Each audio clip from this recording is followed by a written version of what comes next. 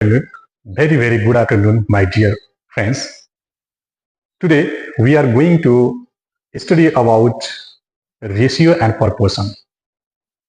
These types of question. We have here a question. A question we have here. If A proportional to B is equals to 3 proportional to 4 and B proportional to C is equals to 2 proportional to 3. Find A proportional to B proportional to C. We have to find here. Understood? And we have option also here. A, B, C and D. त आउनुस् यसलाई solve गरौँ र हाम्रो answer कुन हो त्यसलाई हामीले निकालौँ है। A proportional to B. A proportional to B proportional to C.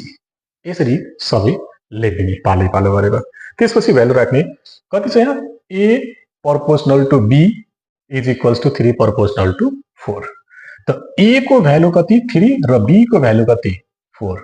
Understood or not? Let's write here A is equals to 3. A भनेको 3 हो भने ठ्याक्क A को तल 3 र B भनेको 4 हो, त्यही भएर B को तल कति 4. ठीक छ। सेम त्यही मेथडले यहाँ पनि लेख्ने कति B भनेको 2 र C भनेको कति 3. यसको पनि सेम B भनेको 2 त्यही भएर B को तल लेख्ने कति 2 र C भनेको कति 3. अब के गर्ने त यो जुन पछाडीको छ ध्यान दिएर हेर्नु होला।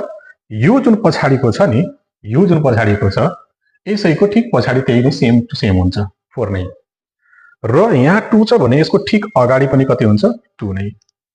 अब सेम मल्टिप्लाई गर्छौं कति भयो त यो दुईटालाई मल्टिप्लाई गर्दाखेरि 6 यो दुईटालाई मल्टिप्लाई गर्दाखेरि 8 यो दुईटालाई मल्टिप्लाई गर्दाखेरि कति 12।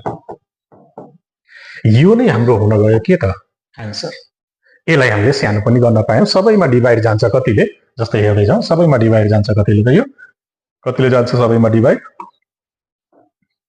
2 ले भने 2 3 जा 2 4 जा 2 6 जा आयो कति 3 proportional to 4 proportional to 6। यसबाट हेर्नु 3 4 6 भनेपछि यो भयो हाम्रो के त आन्सर। अन्डरस्टुड। अब यस्तो टाइप्सको क्वेशन कुनै पनि निकाल्न यदि क्वेशन दिएछ भने तपाईले यो मेथडले अहिले इजिली निकाल्न सक्नुहुन्छ र कहिले पनि बिर्सन सक्नुहुन्न यो। ठीक।